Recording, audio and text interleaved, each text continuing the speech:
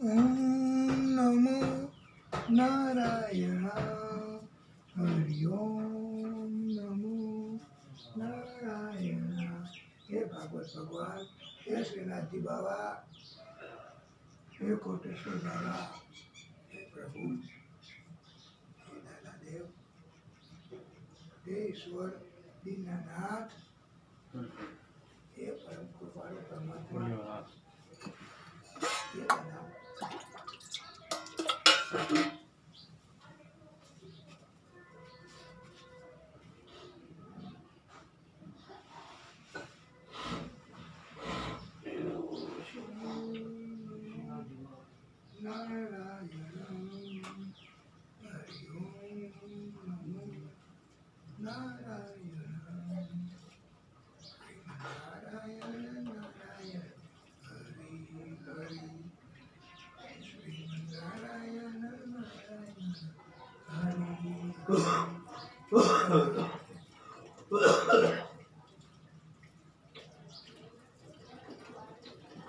बोले भागवत स्वरूप भगवान की जय। स्वस्ति श्री गणेशाय नमः। श्री कृष्णाय नमः। श्री गुरुभ्यो नमः।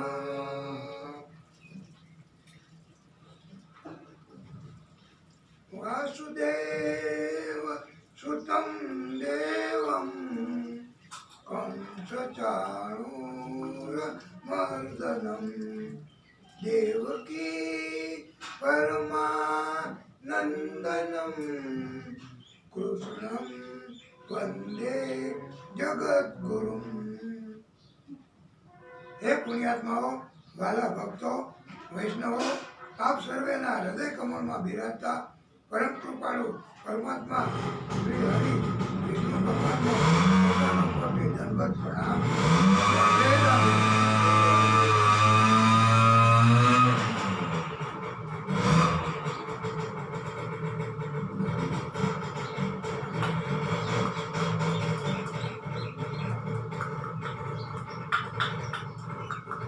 આપણે હૃદય કમળની પવિત્રતા ધારણ કરવા માટે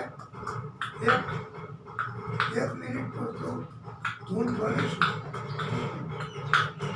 भक्तों के प्यारे हरि हरि हरि हरि आधार हमारे हरि हरि हरि हरि। नारायण नारायण हरि हरि तन मन में बसे हो हरि हरि हरि हरि कण कण में बसे हो हरि हरि हरि हरि। बोलो नारायण नारायण हरि हरि बोलो नारायण नारायण हरि हरि। ओम नमो नारायण हरि ओम नमो नारायण। नारायण नारायण नारायण रे लक्ष्मी नारायण नारायण नारायण नारायण नारायण रे सत्य नारायण नारायण नारायण नारायण नारायण रे सूर्य नारायण नारायण नारायण नारायण नारायण रे नर नारायण नारायण। बोलिए भागवत स्वरूप भगवान की जय। આપણે મનુ ભગવાનની પુત્રી દેવહૂતિની કથા સાંભળી। હવે એની બીજી પુત્રી આકૃતિ એ રુચિ ઋષિની સાથે પરણાવ્યા છે. રુચિ ઋષિ સાથે આ આકૃતિને પરણાવી તે સમયે એવી શરત રાખી હતી કે જો આકૃતિને પ્રથમ સંતાન પુત્ર થાય તો તે આકૃતિના પિતા એટલે મનુ ભગવાનને આપી દે. લગ્ન બાદ આ આકૃતિ તથા રુચિ ઋષિ ને ત્યાં પ્રથમ સંતાન એ પુત્ર જ જન્મ્યા અને આથી શરત હતી તે મુજબ આ પુત્ર એ મનુ ભગવાનને આપી દીધો.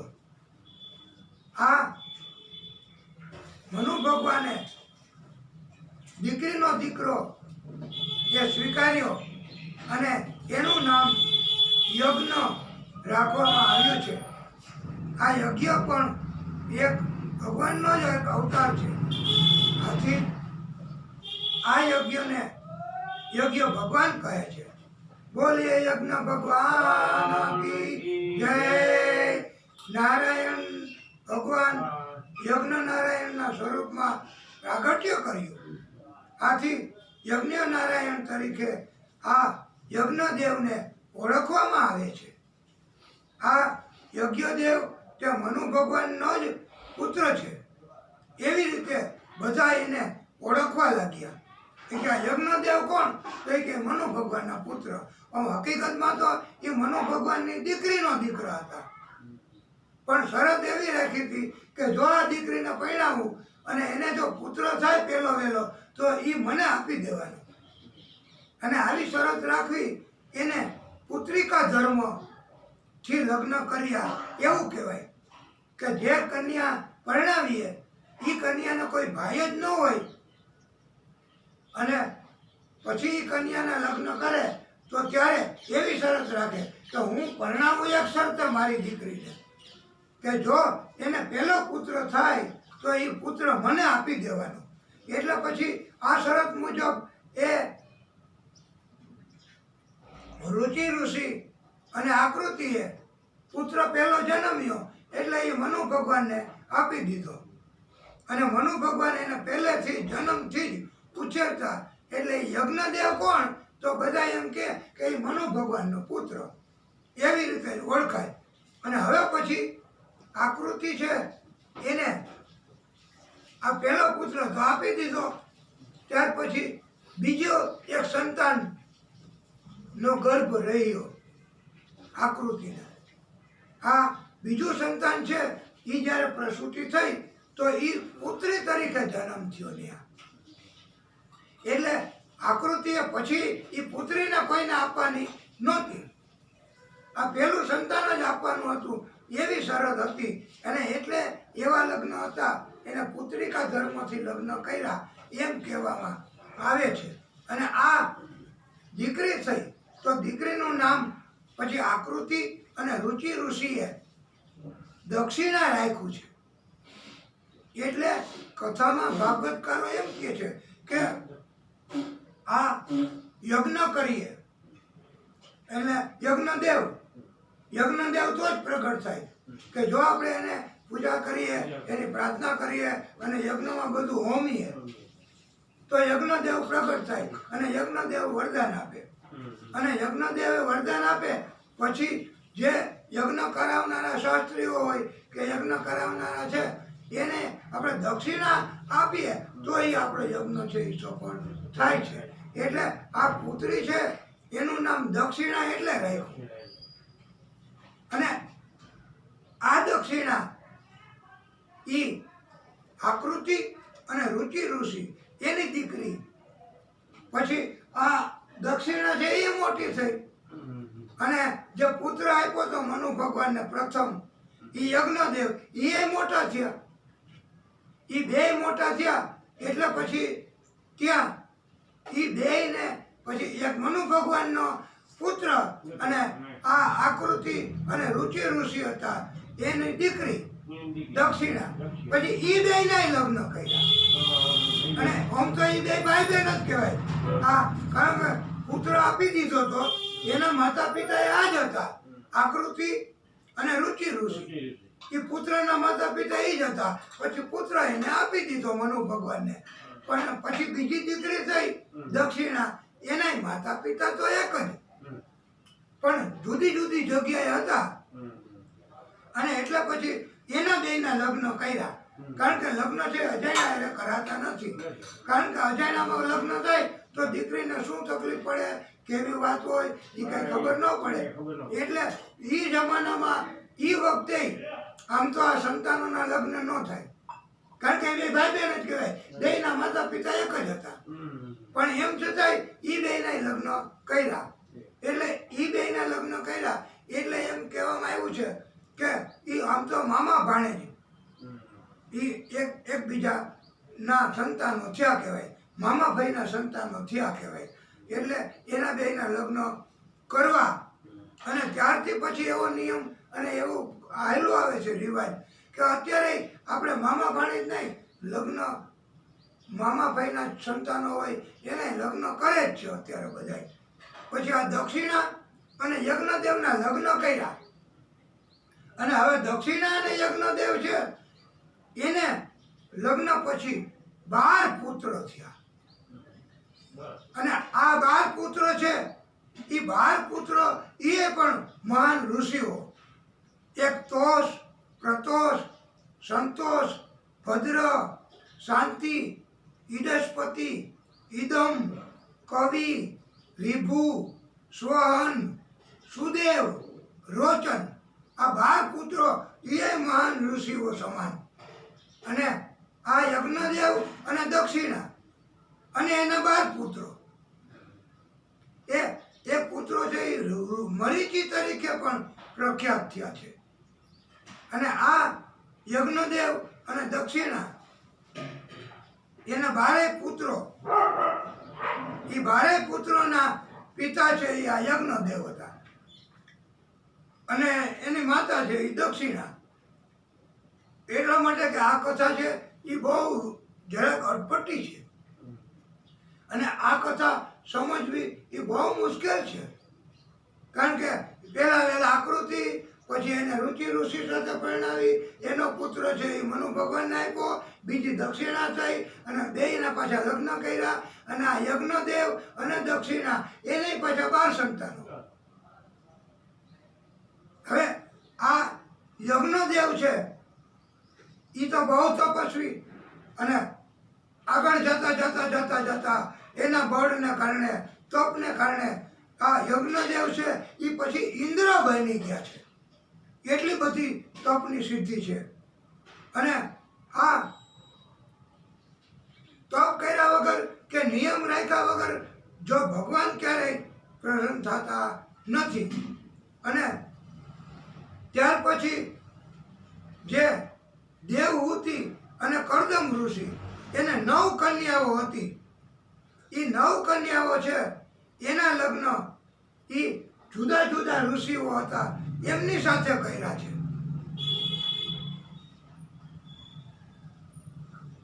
આ 9 કન્યાના લગ્ન એ જુદા જુદા ઋષિઓ સાથે કર્યા.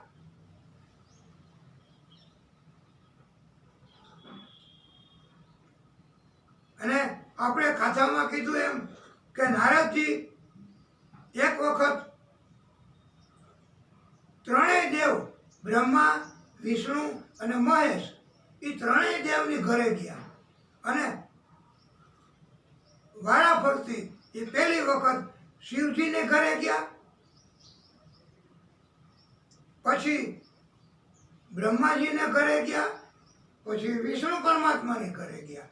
એમ બ્રહ્મા, વિષ્ણુ અને મહેશ ત્રણેયની ઘરે નારદજી એક વખત નક્કી કર્યું કે મારે ત્રણેયની ઘરે જવું.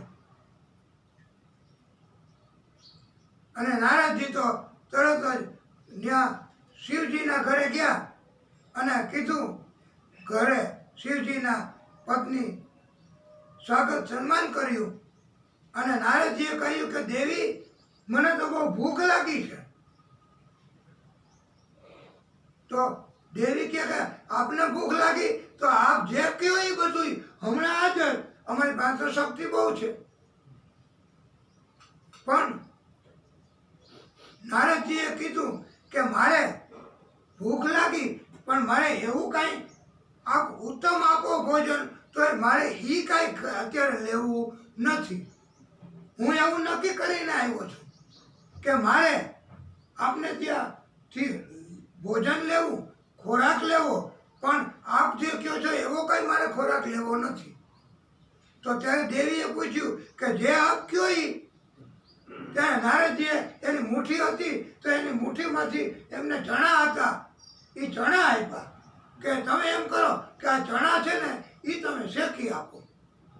એટલે મારે એ ચણા ખાવા છે બસ, એટલે મારે બીજું કંઈ જરૂર નથી, મારે બીજી કોઈ ખોરાકની જરૂર નથી. એટલે દેવીએ કીધું કે એમાં શું, લાવો ચણા શેકી આપું. પણ જ્યારે દેવીના હાથમાં આપ્યા ચણા, આ શિવજીના પત્નીની વાત છે, આપણે કોટેશ્વર દાદાને સંભળાવીએ છીએ કથા. તો શિવજીના પત્નીએ કીધું પણ દેવર્ષિ નારદજી, આ ચણા તમે મને આપ્યા, ચણા મારે કેમ શેકવા? આ ચણા તો શેકાય એમ નથી. આ ચણા છે એ તો તમે જોવો તો ખરા, આ ચણા તો લોટાના ચણા છે, તો આ ચણા કઈ શેકાય? અને તમે કેવી રીતે ખાશો?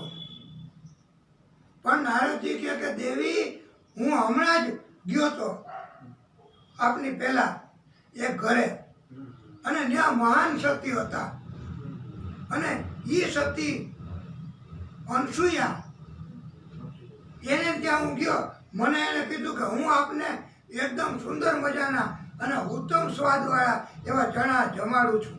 એટલે એમણે મને ચણા શેકી અને પછી જમાડ્યા. અને મેં કીધું કે મને થોડાક ચણા લાવો, એમાંથી મારે જોઈ છે. હજી આગળ જાય તો મારે કોકને કહેવા થાય કે આ શેકી દો. તો એમણે તો મને, અનસુયા સતીએ તો ન્યા ગયા, તો એને તો મને આ ચણા શેકી આપ્યા, અને પછી થોડાક હતા હું લઈ આવ્યો છું. તો તમે નહીં શેકી શકો આ ચણા? તમારાથી નહીં શકાય? તો એ કે પણ આ લોઢાના કોઈથી શકાય? તો એ કે ના, સત્ય હોય અને સતનું બળ હોય તો સતીત્વ હોય તો લોઢાનાને પણ ગમે તે થાય. એનું નામ સતીનું બળ, એનું નામ સતીત્વ કહેવાય. એમ નારદજીએ એમને સમજાવ્યું. તો પછી કે તમે ન શેકી શકો અને તમે જો કંઈ ન કરી શકો તો પછી લાવો પાછા. અને ચણા લઈ અને પછી હું બીજા કોઈક સતી હશે એ મને શેકી દે તો એ મને જમાડશે એટલે હું જમીશ.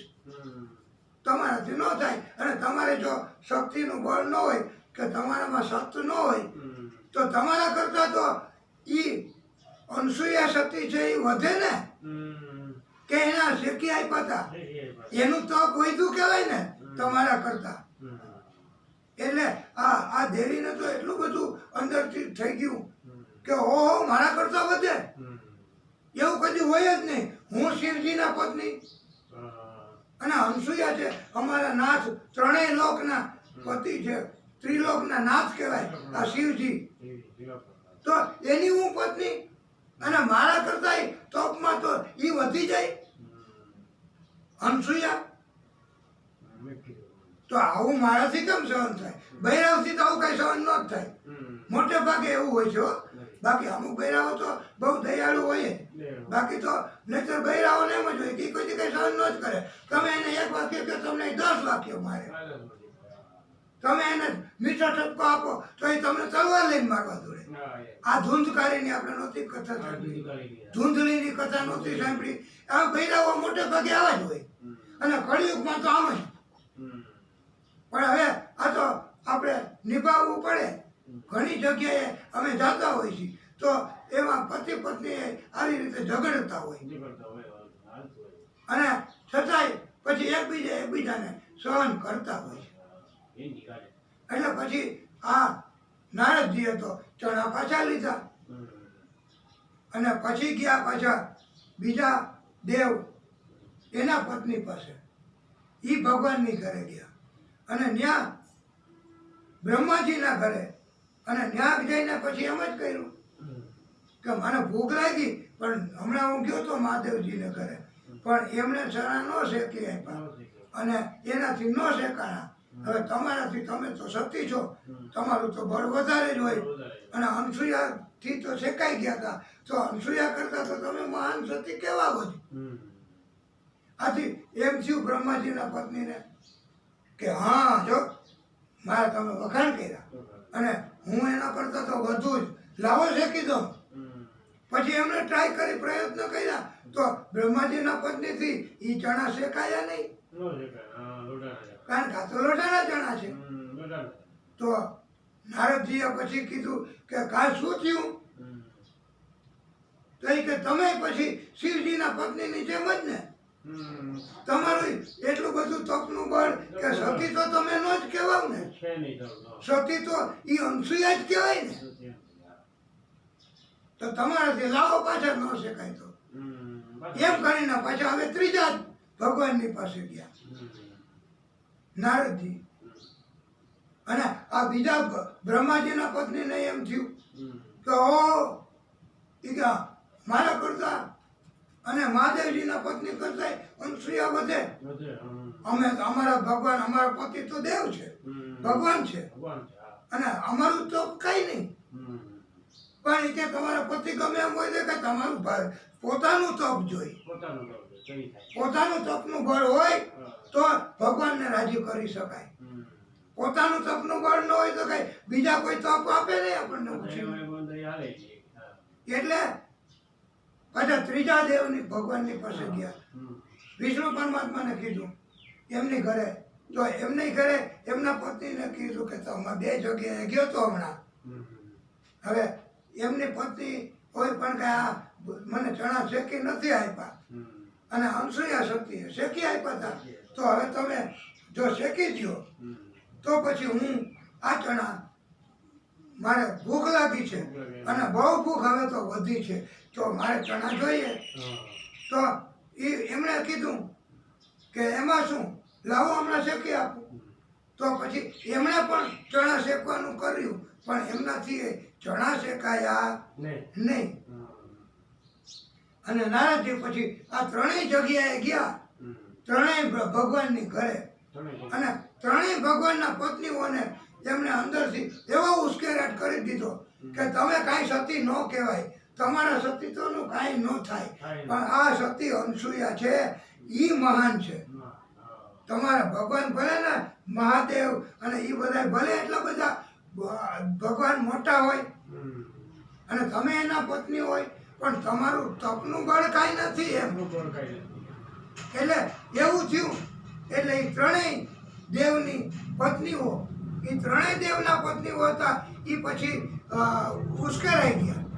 અને ત્રણેય દેવ જ્યારે પધાર્યા, અને ત્રણેય દેવ પધાર્યા એટલે ત્રણેય દેવને એની પત્નીએ કીધું એક જ વાત કે નારદજી આવ્યા હતા, સતી અનસૂયાના વખાણ કરતા હતા, એનું તપનું બળ વધારે અને અમારી પાસે તપ કાંઈ નથી. તો સતી અનસૂયા એટલી બધી તપસ્વી છે, એટલું બધું તપ કરે છે. તો એ કે તમે હમણાં ને હમણાં જાઓ અનસૂયા પાસે, અને એ સતી કેવી રીતે એની પરીક્ષા કરો. પણ એ કે દેવો ભગવાને કીધું, ત્રણેય ભગવાને કે સતીની પરીક્ષા ન કરાય, સંતની પરીક્ષા ન કરાય, ભગવાનની પરીક્ષા ન કરાય, કે બ્રાહ્મણોની પરીક્ષા ન કરાય. તો આ ભગવાને પોતે એના પત્નીને સમજાયું. તો એ કે ના, તમે જાઓ અને તમે એની પરીક્ષા કરો, અને પરીક્ષામાં એ પાસ થાય તો અમે માનીશું, નહીતર અમે નથી માનવાના. અને તમે જઈને જાતે પરીક્ષા કરો. તો પછી શું કરું? આ તો પત્ની, આ તો સ્ત્રી, અને ત્રણેય ને કંટ્રોલ કરવો સ્ત્રીને, એને આપણું કામ નથી, આપણે એમને કંટ્રોલ કરી ન શકીએ. અને ગમે તેમ કરીને સ્ત્રી હઠ, રાજ હઠ, જોગી હઠ, એને આપણે ન પહોંચી શકાય, એને તાબે થવું જ પડે. તો ત્રણેય ભગવાન એ તો નીકળ્યા અને ગયા પરીક્ષા કરવા. ત્યાં રસ્તામાં કારણ કે સતી અનસુયાને ઘરે જાઉં એક જ જગ્યાએ ત્રણેયને જવાનું હતું. કારણ કે અનસુયાની પરીક્ષા કરવા ત્રણેય દેવને મોકલા. એટલે ત્રણેય દેવ રસ્તામાં ભેગા થયા. એ કે હો તમે આજે કેમ થયું આજે તમે? એ કે હું કરું, ઘરેથી અમારા પત્નીએ આવું મોકલા છે અમને કે સતીની પરીક્ષા કરો. એ કે મને એવું છે. ત્રીજા ભગવાન કે અમને એવું છે. તો એ કે હવે તો આપણે ત્રણેય હાલો ભેગા થઈ અને ભેગા જઈને પરીક્ષા કરીએ સતી અનસુયાની. એટલે પછી આપણને ખાતરી થશે. એટલે ત્રણેય દેવ ભેગા થઈ ગયા અને પછી ગયા. એટલે આ અનસુયાના સતીત્વનું બળ કેટલું, એના તપનું બળ કેટલું કે ત્રણેય ભગવાન બ્રહ્મા વિષ્ણુ મહેશ એ ત્રણેય નહીં આવ્યા. આપણી ઘરે એક ભગવાન નથી આવતા, આપણી ઘરે એક સંત નથી આવતા, આપણી ઘરે એક બ્રાહ્મણે જમવા નથી આવતા, કે આપણી ઘરે કોઈ પાડોશી નથી આવતા. તો આપણે ક્યાં છીએ આપણે નક્કી કરી લેવાનું કે આપણે પુણ્યશાળી છીએ કે આપણે પાપી છીએ. એ આપણે નક્કી કરી લેવાનું. આપણને આખા ગામમાં કોઈ એને ન પડે તો આપણે સમજી લેવાનું કે આખું ગામ ખોટું ન હોય, આપણે એકમાં કંઈક વાંધો. એટલે ત્રણેય દેવ પધાર્યા, કેટલું બધું બળ કહેવાય. અને ત્રણેય દેવ આવ્યા એટલે સતી તો અનસુયા તો એને પ્રણામ કરવા અને સતી પોતે સંસ્કાર સતી તપ કોને કહેવાય? એટલે એને બધામાં સદબુદ્ધિ આવી જાય. એટલે તરત જ એમને પ્રણામ કરીને અને પૂછ્યું કે આપને શું જોઈએ? તો અંદરથી ફળ ને એવું બધું લાવ્યા અને ત્રણેય ભગવાનને કીધું આ તમે થોડું થોડું લ્યો, પછી હું તમે કયો એ હમણાં તૈયાર કરાવી આપું અને તમારી જે ઈચ્છા હોય એ તારે તમે કયો. એટલે તો ત્યારે આ ત્રણેય દેવો છે એ ત્યાં પધાર્યા અને એણે કીધું કે અમારે આવું કાંઈ નથી જોતું, અમારે આ ફળ કે એવું કાંઈ લેવા માટે અમે નથી આવ્યા. અને ત્રણેય દેવોએ પોતે અસલ સ્વરૂપને બદલે પોતે પંડિતનું સ્વરૂપ લીધેલું. એટલે પછી ત્યાં અનસુયાના આંગણામાં ઊભા. અને ત્યારે પછી આ ભાગવત કથાકારો છે એ એક સુંદર મજાની રજૂઆત કરે છે કે સતી અનસુયાને દ્વાર રે આવ્યા બ્રહ્મા વિષ્ણુ મહેશ, ત્રણે દેવોએ સાથે મળીને લીધો સાધુનો વેશ.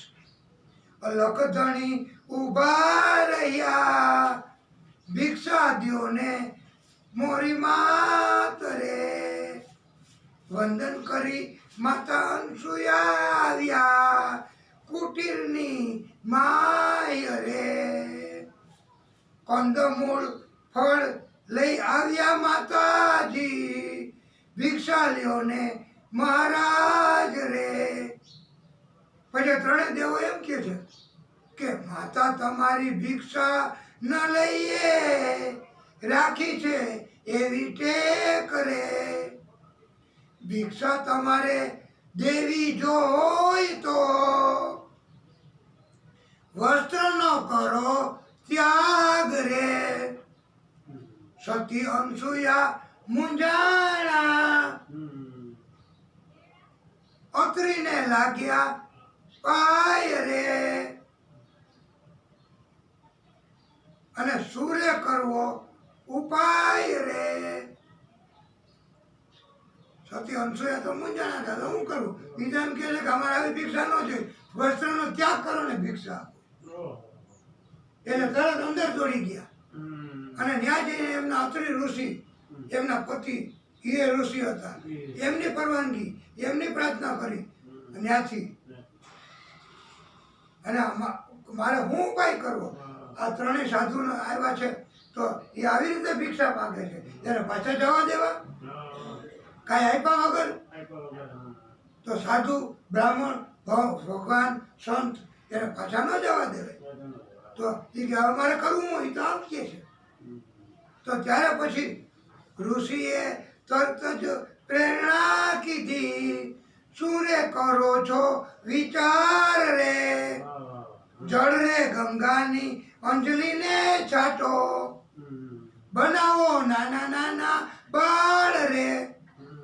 એટલે અત્રિ ઋષિએ તેમને તરત જ કહી દીધું કે તમે એમાં હું મૂંઝાવ છો, ગંગાજળની અંજલિ લઈ અને એની ઉપર છાંટો અને ત્રણેયને નાના નાના બાળક બનાવી દો. હા, જન્મ્યા હોય એવા જ.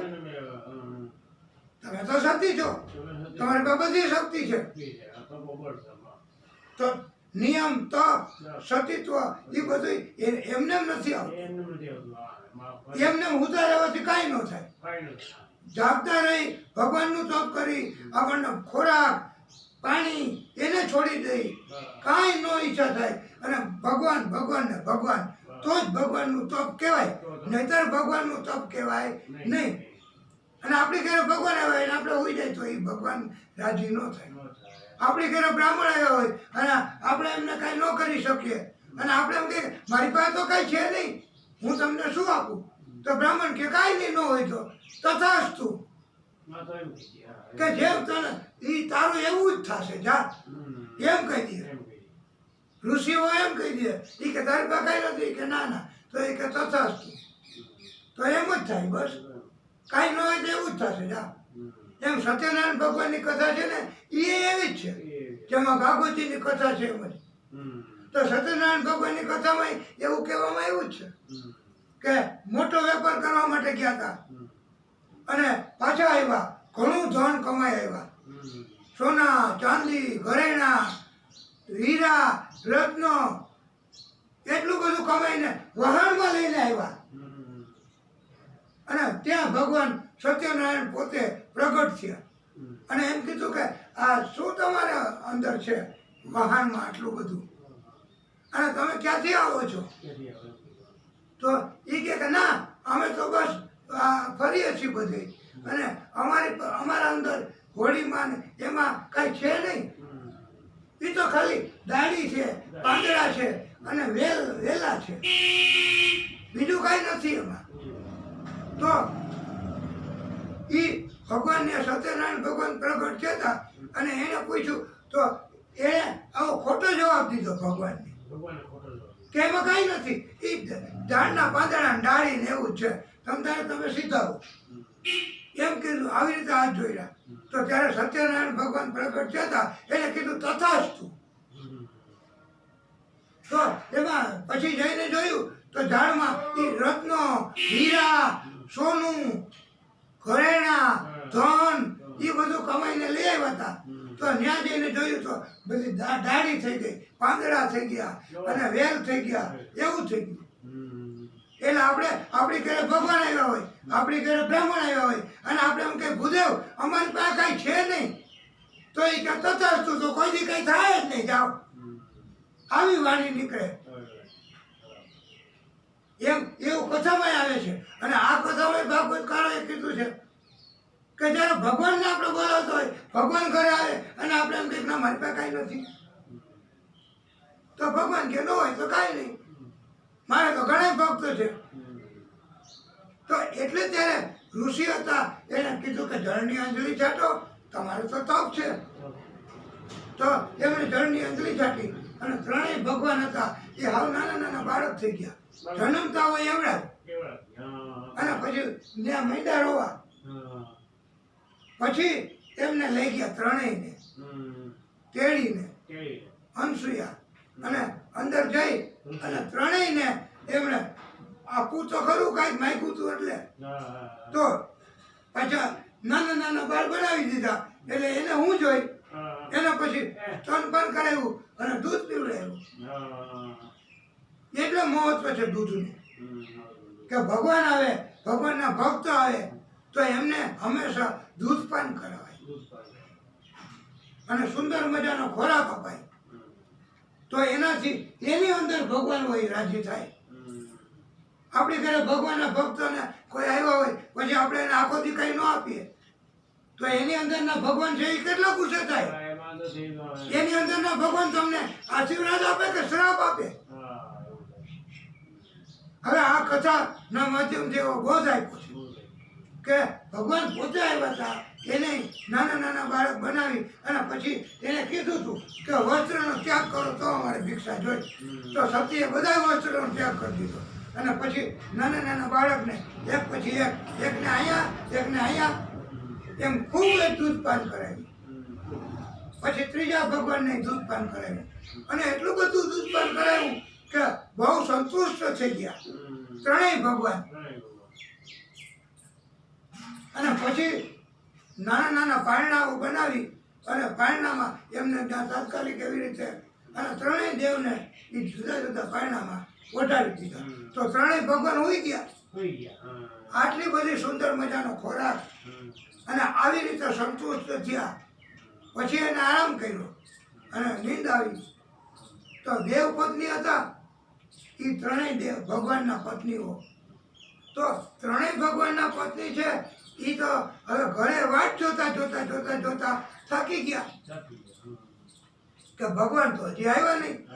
મહાદેવજીના પત્ની કે મહાદેવજી તો હજી આવ્યા નહીં. બ્રહ્માજીના પત્ની વિષ્ણુ ભગવાનના પત્ની કે ભગવાન તો હજી આવ્યા નહીં. તો કેમ થયું? તો ત્યારે પછી એને એમ થયું કે હાલો આપણે ગોતવા નીકળીએ. એને પરીક્ષા કરવા મોકલ્યા હતા. તો હવે એનું શું થયું હશે? તો ત્યારે પછી ત્રણેય ભગવાનના પત્નીઓ છે એ ચિંતિત થયા અને બહાર નીકળ્યા. એક હારે ત્રણેય ભેગા થઈ ગયા. જેમ દેવો ભગવાન ભેગા થઈ ગયા હતા ત્રણેય, એમ ત્રણેય ભગવાનના પત્નીઓ ભેગા થયા. સામેથી નારદજી આવ્યા.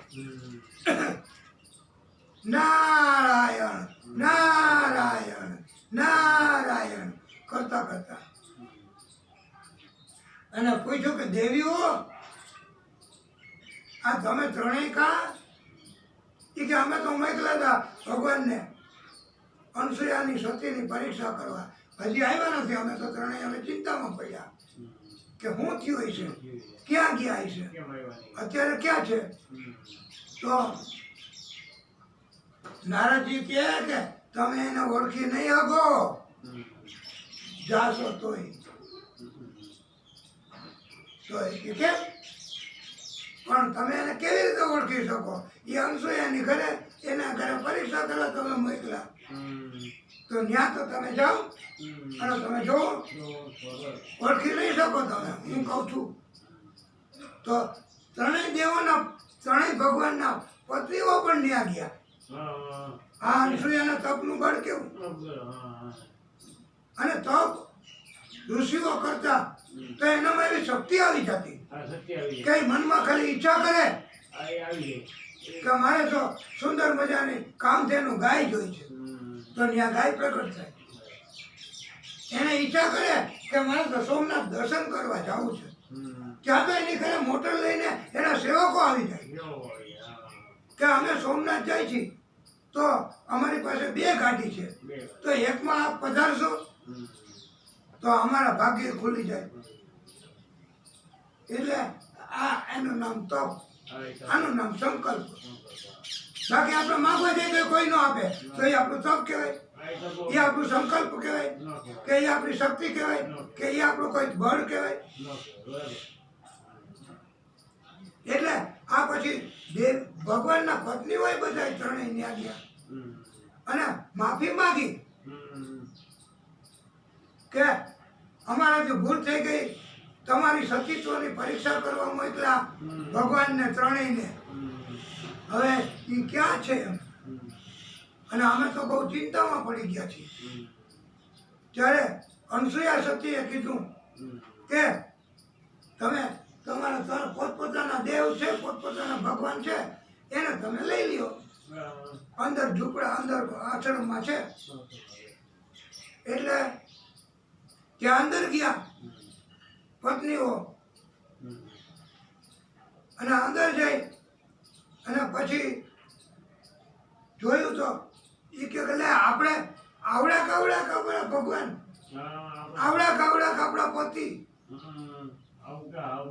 તો હવે પણ એ કે સતી આ અમને આમાં ખબર નથી પડતી.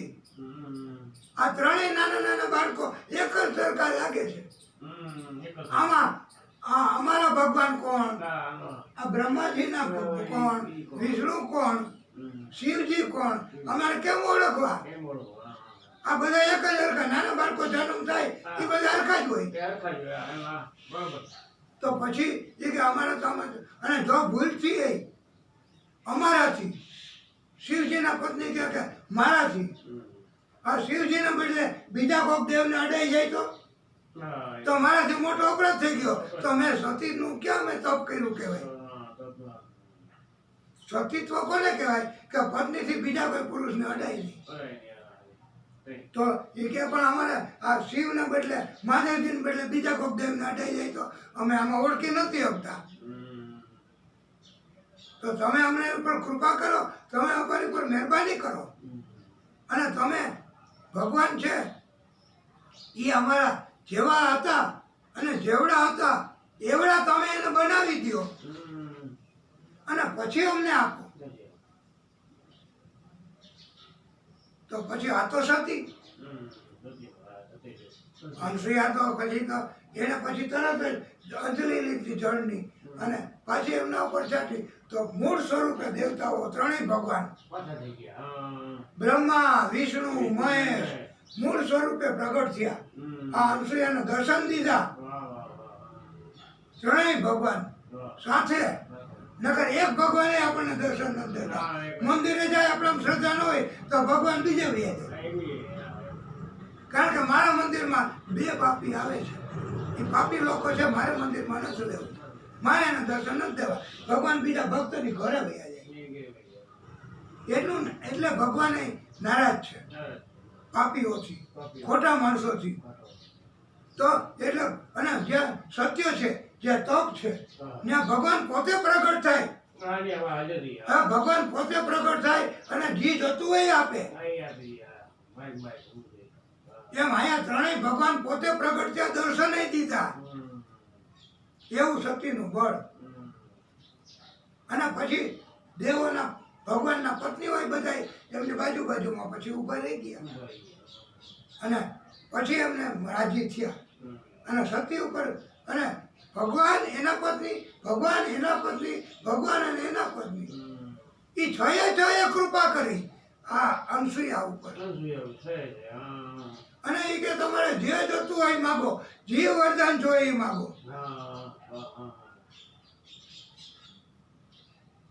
તો અનસુયા કે અમારે તો ભક્તિ કરીએ છીએ, અમારે ભક્તિ સિવાય બીજું કાંઈ જોઈએ નહીં, અમારે તપ કરવું છે, અમારે બસ બીજું કાંઈ જોતું નથી. તો ત્રણેય ભગવાન એને કીધું કે અમે જાય એટલે એમને પાછા ન આવી, દઈને જ આવીએ છીએ. ખાલી અમારા ભક્ત જાય તો દઈને આવે છે. એવી કથામાં હજી આવશે આગળ કે એ સંત આવ્યા ઘરે તો એની નહોતી ઈચ્છા પૂરી થતી, એ આપીને વયા ગયા. એ સંત, એ બ્રાહ્મણ, એ તમે નો પૂરું થતું હોય ઈચ્છા એ પૂરી કરીને જાય. એ સંત અને બ્રાહ્મણમાં એવી શક્તિ છે, એના ભક્તમાં એવી શક્તિ છે. તો આ તો ભગવાન પોતે. તો એના ભક્તમાં આટલી શક્તિ હોય તો ભગવાનમાં શું ન હોય? એટલે તરત જ ભગવાને તો સતીએ ના પાડી તોય વરદાન કાંઈ નથી જોતું, તો પણ એમની ઉપર કૃપા કરી ત્રણેય ભગવાનોએ અને પોતપોતાની શક્તિ જુદી આપી. મહાદેવજીએ એક શક્તિ મૂકી, પછી બ્રહ્માજીએ એક શક્તિ મૂકી, વિષ્ણુ પરમાત્માએ એક શક્તિ મૂકી. એમ આ ત્રણેય શક્તિ છે એને પછી ભેગી કરી. ત્રણેય શક્તિ ભેગી થઈ અને એમાંથી એક મહાન શક્તિ ઉત્પન્ન થઈ. આ ત્રણેય શક્તિ તો મહાન છે જ. હવે એ ત્રણેયની ભેગી શક્તિ થાય તો કેટલી મહાન થાય? તો એ ત્રણેયની શક્તિ ભેગી થઈ એમાંથી એક મહાન શક્તિ ઉત્પન્ન થઈ અને એને ત્રિશક્તિ કહેવામાં આવે છે. અને ત્રિશક્તિ અને એને 3 મુખ ત્રણ. અને શક્તિ પ્રગટ થઈ એનું નામ દત્તાત્રેય ભગવાન કહેવામાં આવે છે. દત્તાત્રેય ભગવાન. એ ત્રણેયની ભેગી શક્તિ છે. એનું નામ દત્તાત્રેય ભગવાન. એમનું ત્યાં પ્રાગટ્ય થયું અને આ ત્રણેય દેવોએ પોતે પ્રાગટ્ય કર્યું દત્તાત્રેય ભગવાનનું. અને એટલે એ મહાન શક્તિ છે. બોલીએ દત્તાત્રેય ભગવાન કી જય. અને આ ત્રણેયની શક્તિ છે એ ભેગી થઈ એટલે દત્તાત્રેય ભગવાન. અને એક દત્ત, એક દુર્વાસા અને એક ચંદ્રમા, આ ત્રણેય જુદી જુદી શક્તિ આપી. એકનું નામ દત્ત, એકનું નામ દુર્વાસા, એકનું નામ ચંદ્ર. આ ત્રણેય જુદી જુદી શક્તિ, જુદી જુદા સ્વરૂપે આપણે જોઈ તો આ દત્ત, દુર્વાસા અને ચંદ્રમા. અને સંયુક્ત રૂપે દર્શન કરવા તો દત્તાત્રેય ભગવાન. તો એ કેવડી મોટી શક્તિ છે. એના ભક્તોને ન્યા ઠેઠ પહોંચાડી શકે. જુનાગઢમાં ગિરનાર પર્વત છે, એની ઉપર છેલ્લી દત્તાત્રેયની ટૂંક છે. અને એ ટૂંક ઉપર એટલે ઊંચે ત્યાં પાણી આપે, જળ ચરણામૃત આપે છે, તો કદી ખૂટતું નથી. આ દત્તાત્રેય ભગવાનની શક્તિ. આનું નામ શક્તિ કહેવાય. અને શક્તિ છે એ એમને એમ નથી આવતી. તો આ દત્તાત્રેય ભગવાન. અને આવી રીતે અને જે દત્તાત્રેયની પરંપરા છે ને એને સંત પરંપરા કહેવાય છે. એને જે કોઈ ભક્ત થયા એને સંત કહેવાય. અને આ ત્રણેય શક્તિ એ પછી જુદી જુદી એ છે. દત્ત, દુર્વાસા અને ચંદ્ર. એ પાછા પોતાના ભક્તનું કલ્યાણ તો કરે જ છે.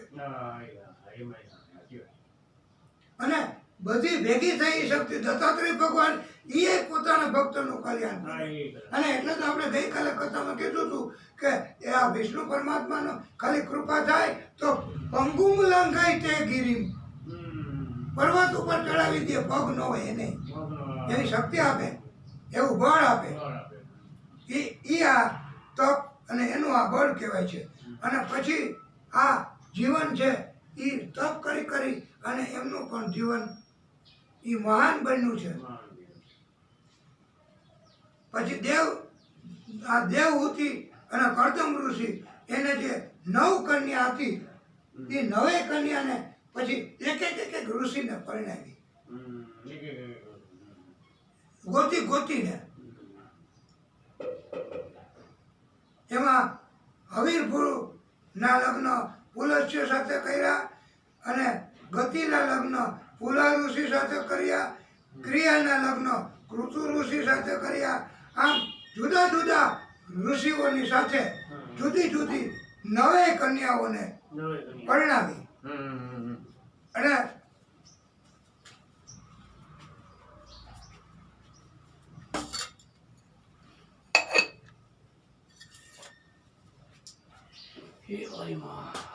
નવે કન્યાઓને અને ઋષિઓને પણ પાછા એમનો પરિવાર ઉત્પન્ન થયો છે.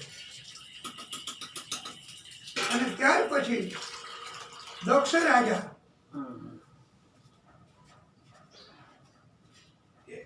રાજાને પ્રસૂતિ નામની કન્યા પરણાવી.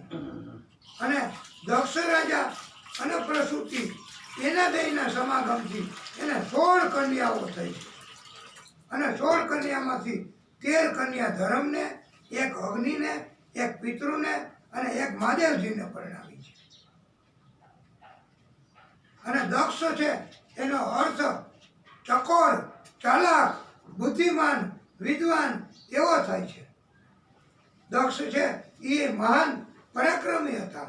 અને દક્ષ એ કોઈ ખોલ નથી કે એ કોઈ અપરાધી નથી. એ મહાન તપસ્વી છે. અને એમના તપનું બળ પણ કાંઈ ઓછું નથી.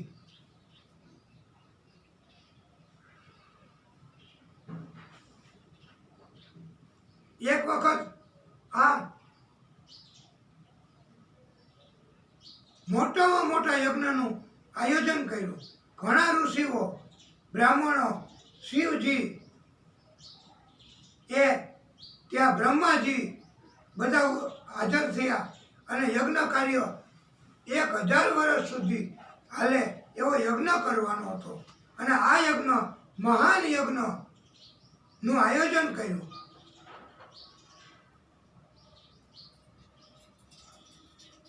અને ઈ યજ્ઞમાં અચાનક આટલા બધા બ્રાહ્મણો બ્રહ્માજી ઋષિઓ હતા કામગીરી કરતા હતા એમાં ઈ યજ્ઞમાં દક્ષ રાજા ઓચિંતા ત્યાં આવી ગયા છે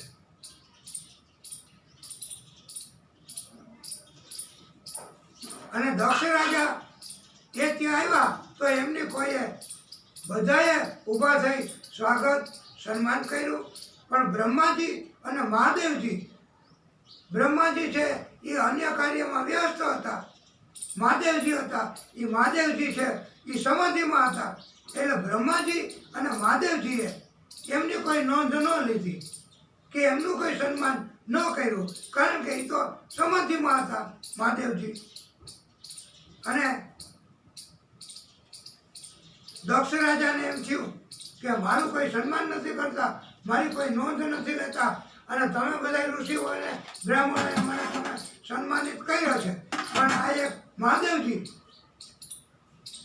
એ કઈ મને સન્માન ન કર્યું અને મારા કોઈ નોંધ ન લીધી અને સમાધિમાં છે એવું પાખંડ કરે છે એવો ઢોંગ કરે છે એમ એ દક્ષ રાજાએ આ મહાદેવજીને આવી રીતે એનું ભરી સભામાં આ યજ્ઞમાં બધા ઋષિઓ હતા એને એમ કીધું કે આ મહાદેવજી છે એ ઢોંગ કરે છે પાખંડ કરે છે એ ખરેખર સમાધિમાં નથી બ્રહ્માજી તો છે એ તો બ્રહ્માજી પરમ પિતા છે આપણા બધાના પિતા છે અને બ્રહ્માજી છે એ મારી કોઈ નોંધ ન લે કે મારું સ્વાગત ન કરે તો એ સમજ્યા આપણે કે એ તો એના સૃષ્ટિના કાર્યમાં વ્યસ્ત હોય પણ આ મહાદેવજી અને એ સમાધિમાં એવું નાટક અને મારું અપમાન કર્યું કહેવાય એને સન્માન નથી કરતા અને આટલા બધા ઋષિઓએ બધાએ મારું સન્માન કર્યું સ્વાગત કર્યું અને મહાદેવજી નથી કરતા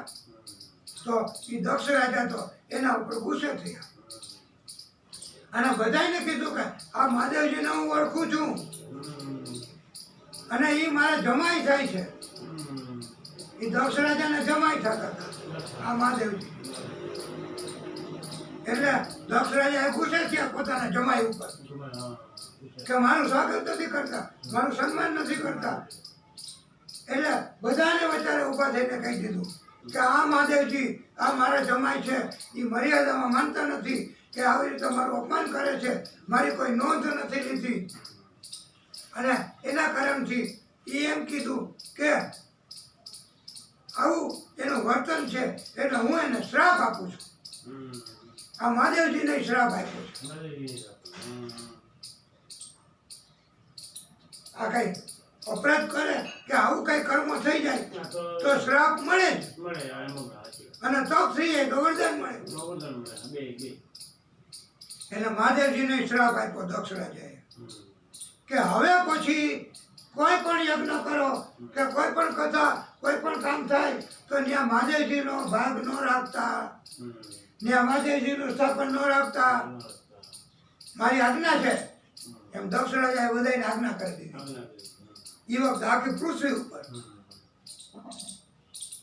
કે આ મહાદેવજી મારા જમાઈનું એનું સ્થાને નહીં એનું સ્થાપન નહીં એનો ભાગે નહીં કઈ રાખતા જ નહીં તમે નહીતર કે તમે અપરાધી બનશો બધા મારાય અને તમને શ્રાપ મળશે એટલે આ તો દક્ષ મહાન તપસ્વી રાજા અને પછી મહાદેવજીને જમાય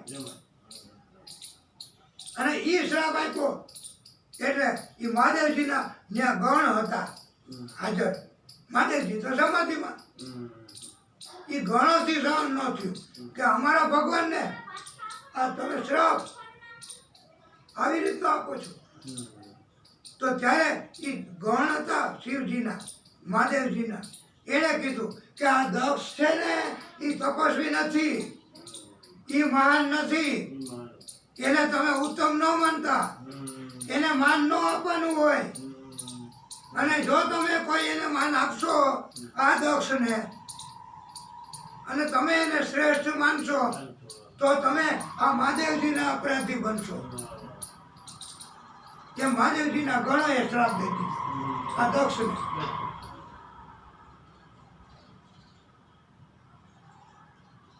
એ મહાદેવજી છે એમના ભક્તો શ્રાપ આપી શકે, મહાદેવજીના ગણ છે એ શ્રાપ આપી શકે, એટલે એનામાં શક્તિ હોય છે.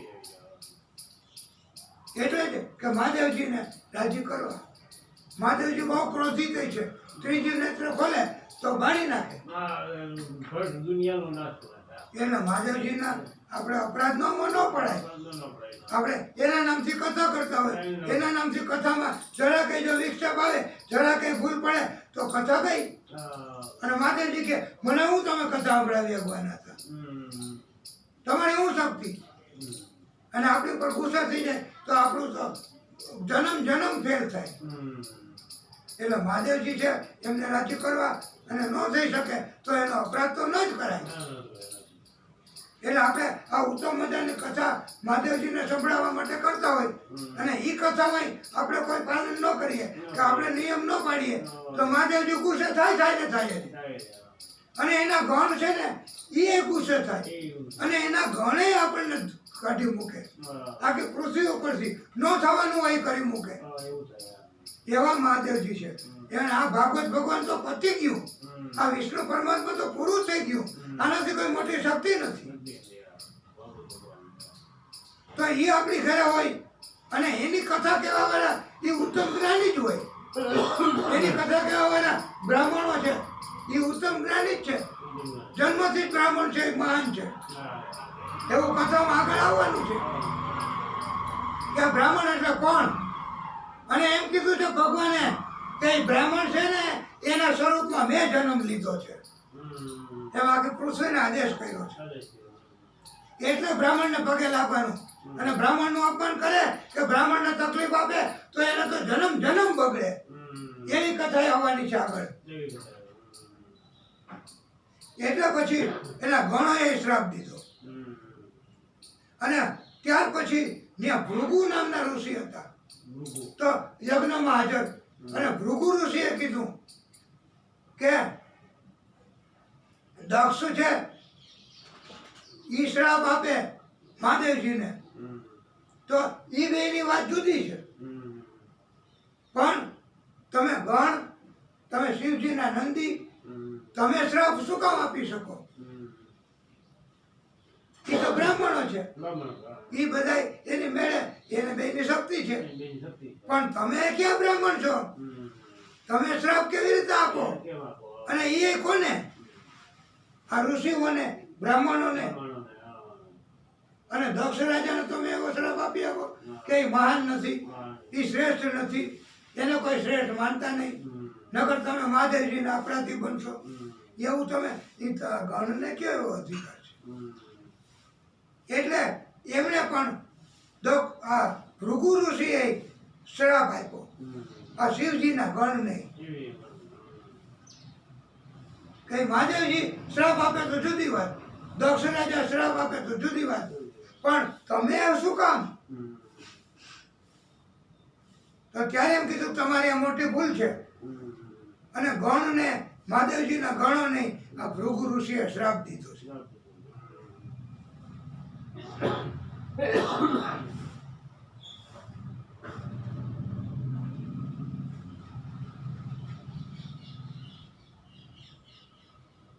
અને ભૃગુ ઋષિએ એમ કીધું કે આ યજ્ઞમાં જેટલા હાજર છે એ બધા ધ્યાન રાખજો કે દક્ષ છે એને ભલે અયોગ્ય કાર્ય કર્યું, પણ એ પોતે બ્રાહ્મણ છે દક્ષ. અને નંદીએ આ જાહેરમાં બ્રાહ્મણની ટીકા કરી છે, જાહેરમાં બ્રાહ્મણની આવી રીતે ઠેકડી કરી છે. તો નંદીને પણ એવો શ્રાપ દઉં છું કે તમે તમારા દેવ ભૂત અને પ્રેત હશે અને તમે પોતે ઢોંગી છો, પાખંડી છો, એમ આ શ્રાપ ભૃગુ ઋષિએ નંદીઓને આપ્યો. હમ. અને પછી તો યજ્ઞમાં આવી રીતે ઉપરા ઉપર શ્રાપ દેવા માંડ્યા બધા. હમ. અને યજ્ઞનું ખંડન થયું કહેવાય. અહીંયા પણ કથાનું ખંડન થાય. હમ. જો કોઈ અહીંયા આવીને એવું ન કરવાનું કરે તો, ન પીવાનું પીએ તો, હા, એવું થાય. કોઈ અહીંયા દારૂની બાટલી લઈ આવે અને એ કે થોડીક વાર તમે ચાલુ રાખો, હું જરાક પી લઉં, હા, એમ ન હાલે. તો દારૂ ન પીવાય. હા, એમ કોઈ નશો ચડે એવી વસ્તુ ન પીવાય, ન કરે, હા, એવું. હા. ચાય ન પીવાય, બીડી ન પીવાય, હા, નહીં. કાંઈ ન પીવાય. અહીંયા તો નહીં જ, કારણ કે અહીં તો ભાગવતજીની કથા હાલે છે. આ તો ભગવાનનું અપમાન થાય. ચાલી તરફ લાગે તો હમણાં આવું છે એમ કરીને બહાર જઈને ચા પી આવે. અહીંયા ન પીવાય, આ ભગવાનનું અપમાન થાય. હમ. અને નશો ચડે એવી વસ્તુ બીડી એ ન પીવાય, હમ. અહીંયા ન પીવાય, કારણ કે આ ના પાડી છે કથામાં હા, એમ. કે એ અભિમાન ગણાય. હમ. ભગવાનની હાજરીમાં આપણે બીડી પી કે દારૂ પી હા, એ ન હાલે. કે નશો ચડે એવું કરીએ ન હાલે. તો એનું અપમાન થયું કહેવાય. એટલે ન કાંઈ કરાય. હમ. અને પછી બધા આ દક્ષ રાજા છે એને આટલું અભિમાન કેમ આવ્યું હમ. કે એના જમાઈને શ્રાપ દઈ દીધો? હમ. તો એનું કારણ એ હતું કે બ્રહ્માજી હતા, એને દક્ષ રાજાને બધા યજ્ઞ કરવા વાળા અને બધા બ્રાહ્મણોનો મુખ્ય અધિકારી બનાવ્યો હતો. હમ. દક્ષ રાજાએ, દક્ષ રાજાને બ્રહ્માજીએ. અને પદ મળી ગયું, ડિગ્રી મળે એટલે અભિમાન તો આવે જ. કોકને જ એવું હોય કે એ મહાન આત્મા હોય, એને અભિમાન ન હોય. બાકી તો તમે જોવો તો હજી તો કાંઈ ન આવડતું હોય તો એને અભિમાન હોય, કાંઈ ન ખબર પડતી હોય એને અભિમાન હોય. અને એ કે મને પગે લાગ, બધાને બોલાય મને પગે લાગે. પણ તમે આટલું બધું અભિમાન શું કામ રાખો છો? તમારી ઉપર ભગવાનની મહેરબાની છે, એ સમજ્યા. પણ અમારે તમને પગે નથી લાગવાની ઈચ્છા થતી, તો પછી અમે શું કામ લાગીએ? અમારા સભ્યોને નથી ઈચ્છા થતી, તો શું કામ લાગીએ? ભગવાનને ન રાખશું. તો આવી રીતે દક્ષને અભિમાન આવી છે. એમ ઘણાને આ પૃથ્વી ઉપર કળિયુગમાં અભિમાન આવે છે. અને તમને તો નવાઈ લાગશે કે અમે અહીંયા કથા કરવા આવ્યા, તો અહીંયા કથા કરીએ છીએ આપણે, તો અહીંયા આપણે કોઈ માણસ આવે અને પગે લાગવાનું કહે છે તો આપણે કોઈને પગે લાગવા દીધા નથી કે અમને ન પગે લગાય. ભાઈ, અમારી અંદર અભિમાન આવી જાય અને અમે નીચે બેસી જાય છે.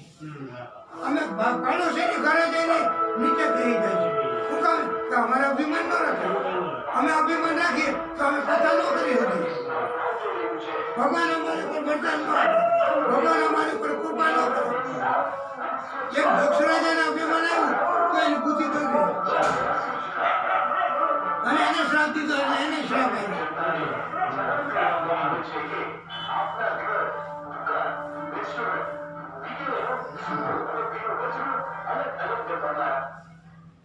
તસ્યૈવ વંવદત સાયં ભૃગો સ ભગવાન નીચ કામ તત કિમ ચ વિદ્વિમના ઈવસાનુગ. ભૃગુ ઋષિએ ગણને શ્રાપ આપ્યો. મહાદેવજીને થોડુંક એવું દુઃખ થયું કે મારા ગણને આને શ્રાપ આપી દીધો, પણ તોય મહાદેવજીએ કાંઈ એને સજા ન કરી. એ તો એનું નામ મહાદેવ. અને એ થોડાક નારાજ થયા અને પછી તો મહાદેવજી છે એ કાંઈ બોલ્યા નહીં, એમને યજ્ઞની જગ્યા છોડીને ગયા.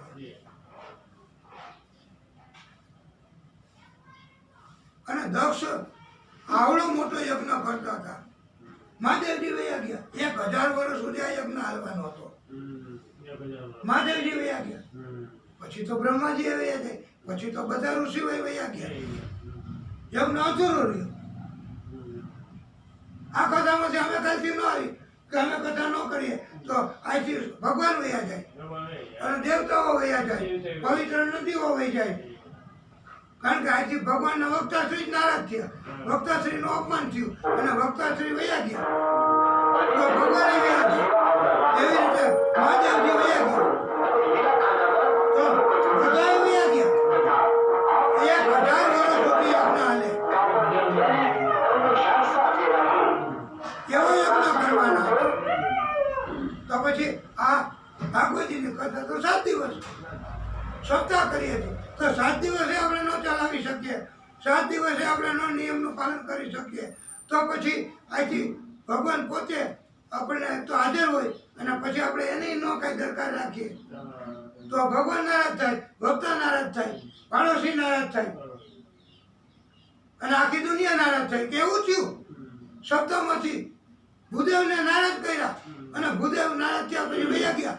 તો એ કે આ કેવડો મોટો પાપી જીવ હોય છે, આ કેવડો મોટો દૈત્ય કહેવાય કે આ કેવડો મોટો રાક્ષસ કહેવાય કે સપ્તાહમાં ભગવાન આવે છે, ઋષિ આવે છે, બ્રાહ્મણ આવે છે તો 7 દિવસ તમે એમને નથી સાચી શકતા કે તમે એમનું કઈ સરભરા નથી કરી શકતા કે તમે એને જલપાન નથી કરાવી શકતા તો આવડા મોટા પાપી હોય એની ઉપર ભગવાન કેવી રીતે કૃપા કરે?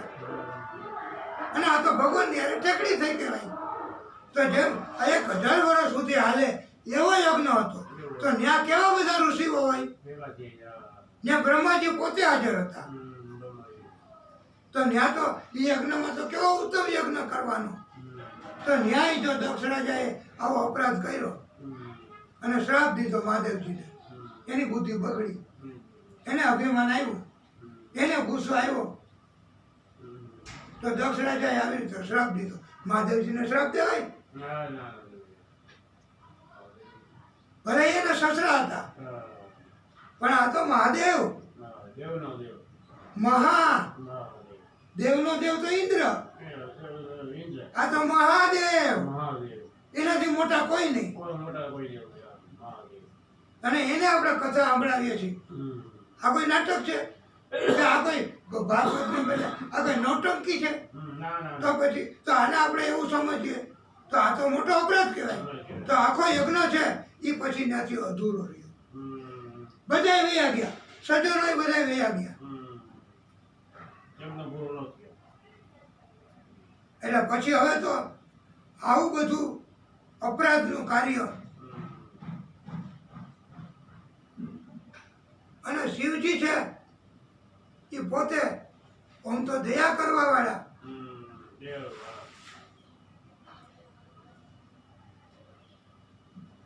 પછી શિવજી જગ્યા છોડીને વયા ગયા અને શિવજી પછી આપણે પહેલા કીધું હતું એવી રીતે કે દંડકારણ્યથી ચાલી અને કુંભજ ઋષિના આશ્રમે ગયા હતા કથા સાંભળવા.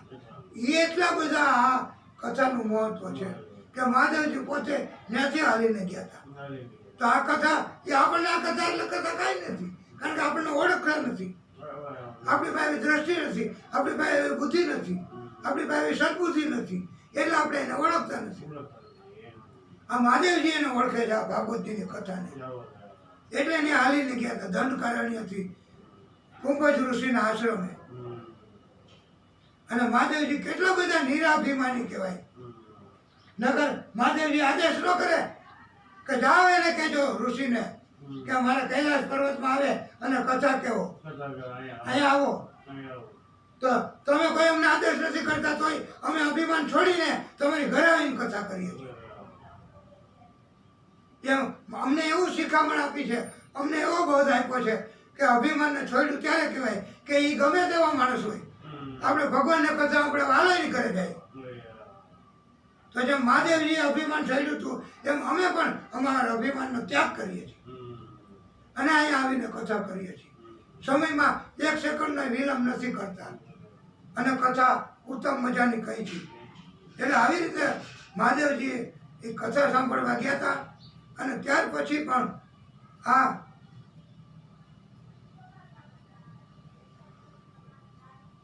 સતી મહાદેવજીના પત્ની એને પણ શિવજીએ બીજી વાર પણ ખાસ સંજોગોમાં એ કે હાલો પેશ્ય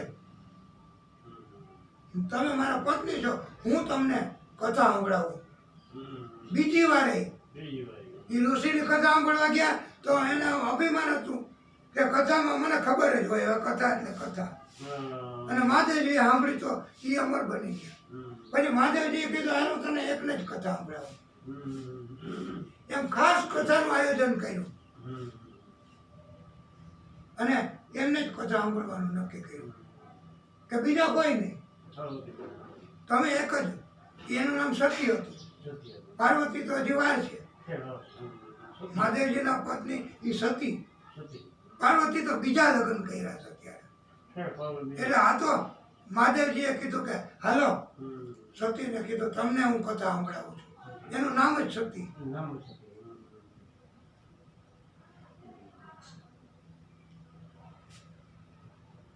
અને ત્યારે આ મહાદેવજીએ કથા એને સંભળાવતા પેશ્ય એના સિવાય બીજું કોઈ નહીં. જેમ અહીંયા બીજું કોઈ નથી. આ સ્પેશિયલ કથા કહેવાય. એક ભગવાનને હા. સાંભળવાની, ભગવાન અહીંયા આવે છે, આ ભગવાન પોતે સાંભળે છે અને એક તમે પોતે સાંભળો છો. સ્પેશિયલ કથા છે આ. તો જેમ શિવજીએ સ્પેશિયલ કથા સંભળાવી સતીને, તોય સતીનું ધ્યાન કથામાં ન રહ્યું. એટલે મહાદેવજી સમજી ગયા એ કે તમે હું જ્યાં નીચે થાવ છો, તમારું ધ્યાન કથામાં કાં નથી? પણ એ કે હું આ ઉપર આકાશમાં જોઉં છું, આ બધા નીકળે છે, અહીંથી વિમાન નીકળે છે, આ બધા ઘણા દેવો જાય છે, એ બધા ક્યાં જાય છે?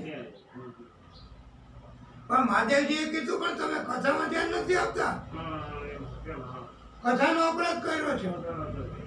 મહાદેવજી કે મારે કથા નથી સંભળાવી. મહાદેવજીએ કથા સાંભળવાનું મૂકી દીધું. અને એને કીધું કે એ તારે એવું જાણવું છે ને કે એ ક્યાં જાય છે? તો એ કે પણ મને જાણવું તો ખરું ને, એમાં હું તો એ કે ના, કથા હોય ત્યારે ક્યાંય નો ધ્યાન અપાય. કથા કથા ને કથા, બીજું કાંઈ નહીં. એના સિવાય બીજું કાંઈ ન હોવું જોઈએ.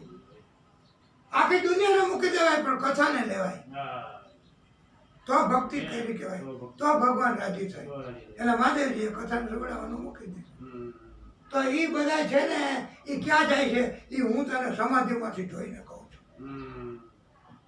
મહાદેવજીએ સમાધિ લગાવી અને એમ થયું કે ઓહ, આ બધા જાય છે ને એ તમારા પિતાને ત્યાં જાય છે. તમારા પિતા છે ને દક્ષ રાજા, એ ત્યાં બધા જાય છે.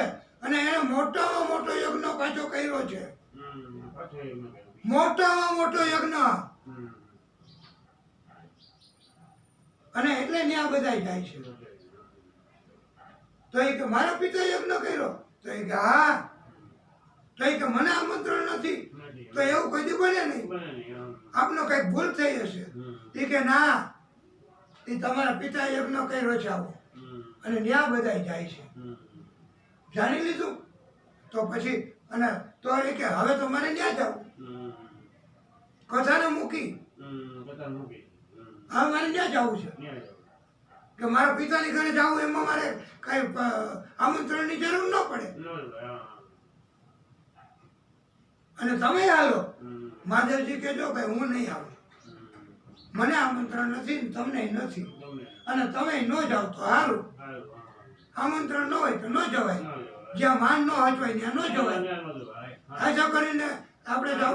કોક પછી ક્યાં ગયા હતા, આપણો ગાલ લાલ થઈ ગયો હોય એકદમ, બીજો ગાલે લાલ થઈ ગયો હોય એકદમ. અને પછી પૂછે આપણને કોક પાડોશી, એ કે ક્યાં ગયા હતા, આ ગાલ કા લાલ થઈ ગયો? એ કે હું થયું કે મને એમ થયું કે હું ને એને કંઈક બોધ આપવા જાઉં, અને બોધ આપવા ગયો તો મને 2 તમાચા માર્યા, આ ગાલે 2 તમાચા આ ગાલે માર્યા, એટલે મારો ગાલ લાલ થઈ ગયો. તો એ કે પણ ત્યાં ન જવાય. તો એ કે મને ખબર નહીં, મને એમ કે ભગવાન છે, મને એમ કે ભક્ત છે, મને હું ખબર કે આવું કરશે, મને હું ખબર કે અપમાન કરશે, મને હું ખબર કે પાણી નહીં મળે, મને હું ખબર કે ખોરાક નહીં મળે, મને એમ કે ભક્ત છે. તો હવે તમાચા મળશે એ મને ખબર નહોતી, એટલે હું ત્યાં ગયો. તો મહાદેવજીએ કીધું ન જવાય. આમંત્રણ વગર ન જવાય. નો. એમાં ભાગવતીની કથા છે, ભાગવતીની પોથી, એને આપણે માનપાનથી મસ્તક ઉપર પધરાવી ગીત ગાતા ગાતા પધરાવવાની હોય.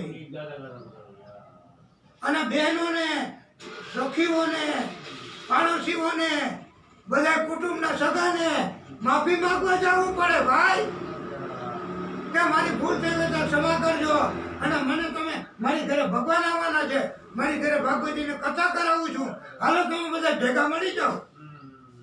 અને ગમે એટલો અપરાધ કર્યો હોય તો કુટુંબના માણસો ભેગા થાય, અને કુટુંબના માણસો ભેગા થાય અને એ બધા કથા સાંભળે.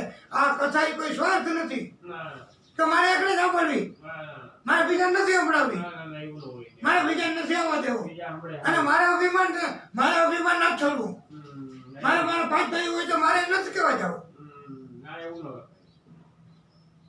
તો એ કથા કથા નો સાંભળી કહેવાય. એટલું બધું અભિમાન આ મહાદેવજીએ ના પાડી છે કે અભિમાન આવું ન રખાય. મહાદેવજી અભિમાન નહોતા રાખતા, કોટેશ્વર દાદા અભિમાન નથી રાખતા, અને આપણે કોણ અભિમાન રાખવા?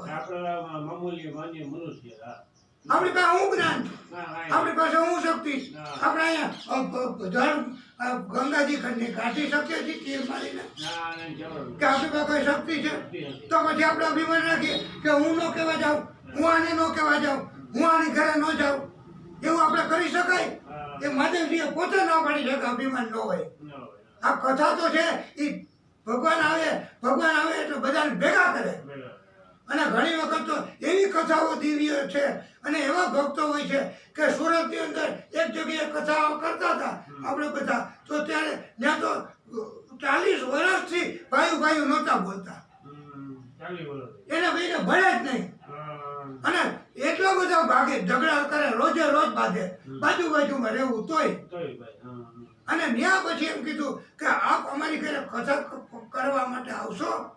આપ અમારી ઘરે થાય કે હા અમે તો બધે જાશું, અમે બધે આવીએ. અને ત્યારે પછી ત્યાં એમને એટલી બધી દુશ્મની કે એને સગો ભાઈ છે એ ન્યાય એની સાથે નહોતા આવતા. એ કે કાંઈ કે અમારે દુશ્મન છે, અમારે એને અભિમાન છે, એટલે અમે એની ઘરે નથી આવતા. તો ત્યારે સંતની કથા સાંભળી અને એને ખબર નહોતી સંતને કે આ આવી દુશ્મની વાળો માણસ છે, એને ખબર હોય તો એ આવે જ નહીં. કે આટલી બધી તું શત્રુતા ના કર, આટલું બધું અભિમાન છે, અમે તારી ઘરે કથા કરવા ન આવીએ. તો સંતને ખબર નહોતી, તો સંત કથા કરવા ગયા. સંત પોતે એના ભાઈની ઘરે ગયા. એવડા મોટા સંત, એવડી મોટી કથા, અને એના ભાઈને કીધું કે તારે એની સામે શું વાંધો છે, અને એને તારી સામે શું વાંધો? તો કથા પછી કહીશ, પેલા તમે મને વાત કરો. પછી કે આની નાની વાતમાં શું છે?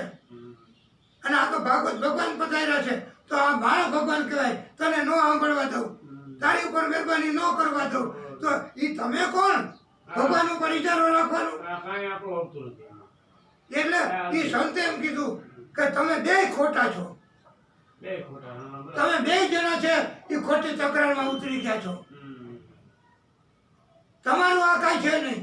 અને વરાને કીધું કે આ તારું કાંઈ નથી, આ બધું તને આપ્યું એ ભગવાને આપ્યું, એને આપ્યું એ ભગવાને આપ્યું, અને હજી આપશે, એને આપશે એ ભગવાન આપશે, અને તને આપશે એ ભગવાન આપશે.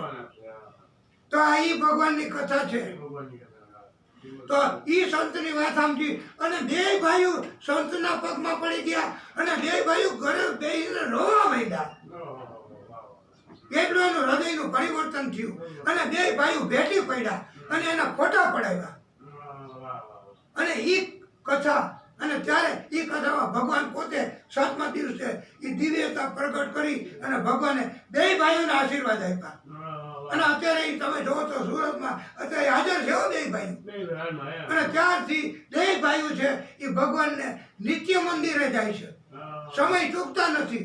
અને એટલા બધા પૈસા ને એટલા બધા નોકરો છે, છતાં બેમાંથી કોઈએ, અને ત્યાં તમે કોઈની પાસે જાય એમની પાસે તો એ બધાને એમ જ કહે ભાઈ અભિમાન ન રાખતા, અમે હેરાન થઈ ગયા હતા, પણ આ તો અમે કથા કરાવી તો એના કારણથી અમારું અભિમાન ગયું, અને અમારે પછી સુમેર થયો. નકર અમે 40 વર્ષથી મેર નહોતો, અને સુમેર થયો ત્યાં જ ભગવાન આવે, કોમેર થાય ને ભગવાન ન આવે. એટલે ભગવાને એમ કીધું છે કે સતીને કે આપણે ત્યાં જવાય નહીં. નહીં, આપણે આમંત્રણ વગર ન જવાય.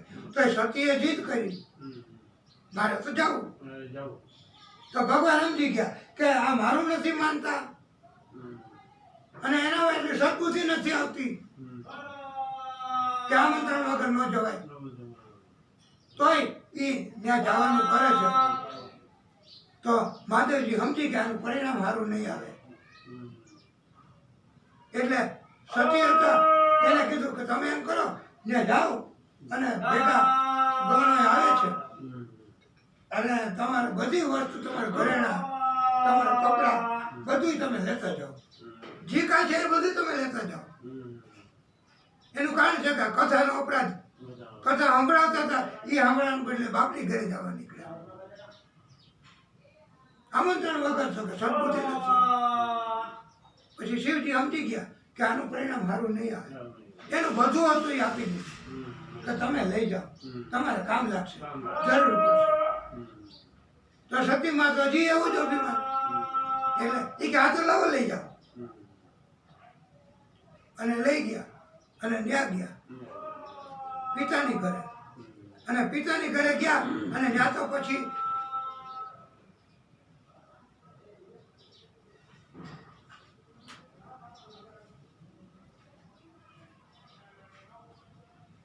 સતી પોતે પિતાની ઘરે ગઈને સૌથી પહેલા વહેલા માતાને મળ્યા છે, હમ. એમની માને. હમ. અને એમની માએ કીધું કે દીકરી તું આવી ગઈ બેટા? હમ. એ કે હા હા. એ કે તારા પિતા છે ને એ તો બહુ યજ્ઞમાં પડ્યા છે હમ. અને એમને પછી ચિંતા વધી ગઈ છે, એને ટેન્શન વધી ગયું છે અને એટલે પછી એ આમંત્રણ આપતા કદાચ ભૂલી ગયા છે. બોલી ગઈ. પણ તું આવી ગઈ તો સારું થયું લે. હમ. એમ એની માતાએ એને સારું શિક્ષણ આપ્યું.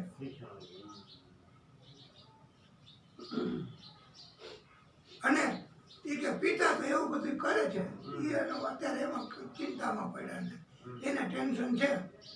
તો બેટા એ કે તું ધ્યાન રાખજે, ભલે તું આવી ગઈ પણ તું તારું મગજમાં કંટ્રોલ રાખજે, તું ગુસ્સો કરતી નહીં અને તું છે ને પિતાનું કાંઈ બહુ ધ્યાનમાં લેતી નહીં. એમ માતાએ સારી સલાહ આપી, સારો ઉપદેશ આપ્યો.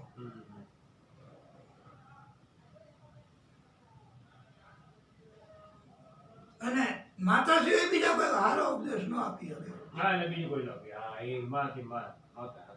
અને એટલે આપણે તમે કીધું કે ગુજરાતીમાં એવું કહેવાય છે કે મા ઈ માં, બાબાજી મોગરાના વાહ. બીજા બધા ઈ જ, હા, મોગરાના વાહ. બીજા બધા ખોટા. ખોટા ખોટા. હા, સાચી વાત. વગડામાં પવન આવે ને હા. એ માંદા પડે, હા, વાંધો નહીં. હા. એટલે બીજા વગડાના વાહ એટલે બીજા મોગરા. ઈ માંદા પડે, એ આપણને દરદ આપે. એ દરદ આપે. અને માં છે ને એ દરદ હોય એ દૂર કરે, દરદ હોય દૂર કરે. હા, એ માં. એટલે એનું નામ માં કહેવાય. માં કહેવાય. હા, આવતા હતા. એટલે પછી એને અને પછી સતી ને એની માએ કીધું કે તું ધીરજ રાખજે હમ. અને ધીરજ ગુમાવતી નહીં. હા, હા, હા. અને પછી યજ્ઞ છે એ તારા પિતાએ કર્યો હમ. પણ એ બદલો લેવા માટે. બદલો લે. મહાદેવજી છે ને તારા ધણી, તો એને બદલો લેવા માટે એણે આ યજ્ઞ કર્યો છે. હમ. અને એટલે જ એને આ નથી આમંત્રણ મોકલ્યું. હમ. એમ આપણે જો એવો બદલો લેવા માટે કે મારો ભાઈ છે એને પાડી દઉં, એને આમ કરી નાખું, એમ બદલો લેવા માટે જો આપણે કાંઈ કરીએ ને તો એ કર્મ આપણું બરબાદ થાય. હા, એ નો કરે, એ નો કરે. એટલે માતાએ કીધું એના પતિએ તો દક્ષ રાજા કે એને યજ્ઞ કર્યો પણ એ બદલો લેવા માટે, અને એ મહાદેવજીનો બદલો લેવા માંગે છે એટલે તમને આમંત્રણ નથી આપ્યું. તો હવે તમારે તું ખાસ ધ્યાન રાખજે અને ગુસ્સો ન કરતી. અને પછી તો આવી સુંદર મજાની વાણી સાંભળી સતીને તો અને માને ભેટી પડ્યા. અને એમ કહે છે સતી, મીઠા મધુને મીઠા મેહુલા વેલો, મીઠા મધુને મીઠા મેહુલા રે લોલ એથી મીઠી છે મોરી માત રે જનનીની જોડ સકી નહીં જડે રે લોલ. આવી રીતે એમણે સતીએ પ્રેમ ભાવથી માતાને ભેટી પડ્યા અને પછી એ પ્રણામ કરી અને યજ્ઞ સ્થળ હતું, યજ્ઞ કુંડ હતો, ત્યાં પછી એમના પિતાને મળવા ગયા અને પિતા એને જોયું કે દીકરી આવી છે. પિતા પછી ઓલી બાજુ ફરી ગયા.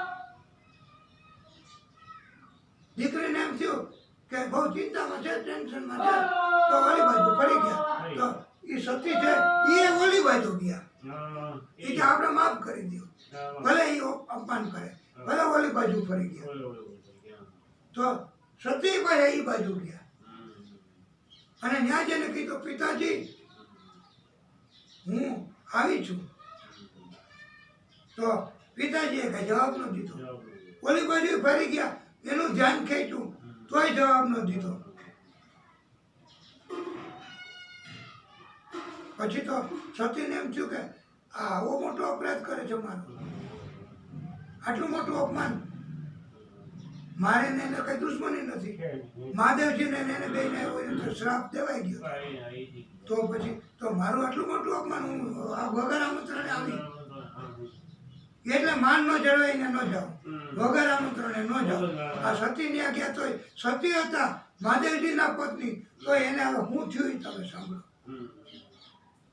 કે પછી યજ્ઞ સ્થળે આવું થયું અપમાન, એટલે સતીને ગુસ્સો ચડ્યો અને બધા જેટલા હાજર હતા મહાન યજ્ઞમાં બધાને કીધું, સાંભળો તમે બધા, આ મારા પિતા છે એ દક્ષ, એ અભિમાની છે અને એ અપરાધી છે. એણે મહાદેવજીનો અપરાધ કર્યો છે અને વેર લેવાની ભાવનાથી આ મોટો યજ્ઞ કર્યો છે. એટલે આ હવે આ હું એની પુત્રી તરીકે આ દુનિયામાં ઓળખાવા નથી માંગતી. મને કોક પૂછે કે કોની દીકરી, તો હું કહું કે દક્ષની. એવી રીતે મારે હવે નથી ઓળખાવું. અને એટલે તમે બધાય જોવો એમ એમને સતીએ અગ્નિદેવને પ્રાર્થના કરી. યજ્ઞ કુંડમાં અગ્નિદેવ હતા, એ તરત પ્રગટ થયા અને સતીએ કીધું કે મારે જમણા પગના અંગૂઠામાંથી પ્રગટ થયા અને એના આખો દેહ શરીરે પોતે આખો દેહ શરીરે અગ્નિથી બાળી નાખ્યો. કારણ કે એની પાસે તપ તો હતું જ, સિદ્ધિ હતી. આ વેર લેવાની ભાવનાથી કાર્ય કર્યું ધર્મનું. શું પરિણામ આવ્યું? સતીએ વગર આમંત્રણે ગયા. પિતાની ઘરે જવા આમંત્રણની જરૂર નહીં, પતિની આજ્ઞા ન માની. શું પરિણામ આવ્યું? બળી જવું પડ્યું.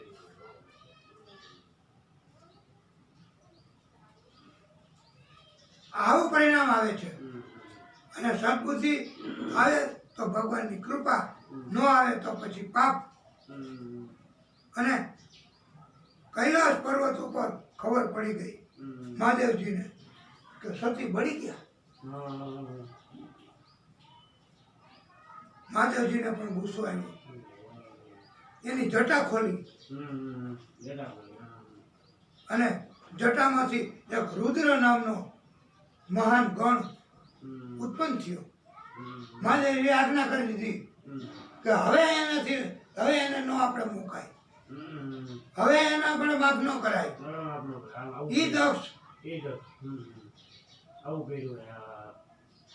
એને દીકરીને ત્યાં બળી જવું પડ્યું, એવું દીકરીનું અપમાન કર્યું. આટલું મોટું એને અભિમાન. ઈ દક્ષને રુદ્રગણને કીધું, જાઓ તમે એના યજ્ઞમાં અને યજ્ઞમાં જઈ અને તમે એના યજ્ઞનો નાશ કરી નાખો, એનો પોતાનો નાશ કરી નાખો. મહાદેવજીનો ગુસ્સો એટલે પછી મૂકે. ત્યાં કોટેશ્વર દાદા છે હો. આ કથા એ નાટક નથી, આ કથા એ ખોટી વાત નથી. જો એનો અપરાધ થઈ જાય તો પતી ગયું. એના મહાદેવજીએ સીધું એના સસરાના યજ્ઞનો નાશ કરવાનો આદેશ કરી દીધો. દક્ષ એના સસરા હતા અને એનોય નાશ કરી નાખો એવો રુદ્રગણને આદેશ કર્યો. પછી તો રુદ્રગણ છે એ ત્યાંથી છૂટ્યા અને ત્યાં જઈને એનું દક્ષનું તો પહેલા વહેલા માથું કાપી નાખ્યું. દક્ષને પકડીને સીધો, કારણ કે મહાદેવજીની આજ્ઞા. એને ત્યાં જઈને એને ગળે માથું કાપી નાખ્યું. અને બધાય ઋષિઓ, બધાય બ્રાહ્મણો હતા, બધાયને પકડી અને બધાયને કોકના હાથ તોડી નાખ્યા, કોઈના પગ તોડી નાખ્યા. તો આ આટલું મોટું ફેલાવો કરી દીધો. કારણ કે આવા માણસો યજ્ઞ કરીને જવાય, આવા અભિમાની માણસો કથા કરીને જવાય એટલે કોઈ ન આવે. અને આવે તો પછી એ નાશ કરી નાખે. એટલે એને આખો નાશ કરી નાખ્યો. અને કેટલાક તો દોડીને મુઠ્ઠીઓ વારીને ભાગ્યા કે આવા યજ્ઞમાં હવે આપણે ન રહેવાય. અને આ તો મહાદેવજી ગુસ્સે થયા, કોપાયમાન થઈ ગયા. અને મહાદેવજી પણ પછી તો યજ્ઞનો એને દક્ષને તો કાપી નાખ્યો, મારી નાખ્યો, માથું કાપી નાખ્યું અને બધા ભાગી ગયા. યજ્ઞ ને બદલે જાણે કે સ્મશાન ન હોય આવું થઈ ગયું. મહાદેવજી પોતે પોતાની સતી પત્ની એમને આવો ત્રાસ દીધો. પોતે રુદન કરવા માંડ્યા ત્યાં અને ત્યાં પ્રગટ થયા. સતીનો દેહ હતો ને એ બળતો તો એ ત્યાં પોતે મહાદેવજી પ્રગટ થયા. પછી યજ્ઞનો તો નાશ થયો, યજ્ઞ કરાવનારને નાશ કર્યો. પછી મહાદેવજી પોતે ત્યાં પ્રગટ થયા. સતીનો દેહ લઈ લીધો પોતે, બળતો તો ઈ દેહ. આટલું બધું તપ છે મહાદેવજીનું. આ મહાદેવજી કઈ દેવા તેવા છે કોટેશ્વર દાદા અમથું મહાદેવ કહેવાય. એનો દેહ લઈ અને મહાદેવજી તો તાંડવ નૃત્ય કરવા માંડ્યા. એટલો બધો ગુસ્સો આવ્યો કે ગુસ્સામાં નાચવા માંડ્યા. અને આખી દુનિયા માંડી ઢોલવા કે આ શું થાય છે. એ તો મહાદેવજી ગુસ્સામાં અને સતીનો દેહ બળતો તો એ લીધો છે હાથમાં. અને આવી રીતે કઈ કે આવું બધું થાય તો આવું બધું બધા જીવનો હમણાં નાશ થઈ જાય. જીવનું પાલન કરવા વાળા જ આવી રીતે જો પોતે કરે છે તો બધા જીવનો હમણાં નાશ. એટલે પછી વિષ્ણુ પરમાત્મા પાસે ગયા, આદિ શક્તિ માતાજી પાસે ગયા. આદિ શક્તિ એને બધાને પ્રાર્થના કરી કે આનું કરવું શું, મહાદેવજીને કેમ આપણે શાંત કરવા. ત્યારે પછી વિષ્ણુ પરમાત્માએ આદિશક્તિને પ્રાર્થના કરી. આદિશક્તિએ પછી એને રસ્તો બતાવ્યો અને આદિશક્તિ એના આદેશથી આ વિષ્ણુ પરમાત્માએ એમના સુદર્શન ચક્ર ને આજ્ઞા કરી. અને સુદર્શન ચક્ર એ મહાદેવજીની પાસે જે સતીનો દેહ બળતો હતો ને, એ સતીનો દેહ બળતો હતો, એ સુદર્શન ચક્રને કીધું કે દેહના ઝીણા ટુકડા કરી નાખો. એટલે સુદર્શન ચક્ર છૂટ્યું અને એને કઈ અસર ન થાય. આ સુદર્શન ચક્ર દિવ્ય છે. એ તરત સતીનો દેહ બળતો તો મહાદેવજી પાસે હતો, એના ઝીણા ટુકડા કરી નાખ્યા. અને એ ટુકડા નીચે પડવા માંડ્યા પૃથ્વી ઉપર. અને નીચે પડતા ગયા. પછી મહાદેવજી આગળ ગયા, ત્યાં બીજો ટુકડો પડ્યો, ત્યાં આગળ ગયા, ત્યાં એમ ટુકડાઓ બધા આ પૃથ્વી ઉપર 51 જગ્યાએ 51 ટુકડા પડ્યા. 51 જગ્યાએ 51 ટુકડા પડ્યા. અને ઈ 51 જગ્યાએ પછી આ તો શક્તિની ઉપાસના, આદ્ય શક્તિનો હુકમ. અને એટલે અને એ હતા એ સત્ય હતા. એના દેહના ટુકડા પડ્યા 51 જગ્યાએ. અને ત્યાં મોટી એવી પીઠની સ્થાપના કરી. શક્તિ પીઠ કહેવાય. આ પૃથ્વી ઉપર આ અત્યારે 51 જગ્યાએ આવી મૂળ શક્તિ પીઠ છે. મૂળ શક્તિ પીઠ.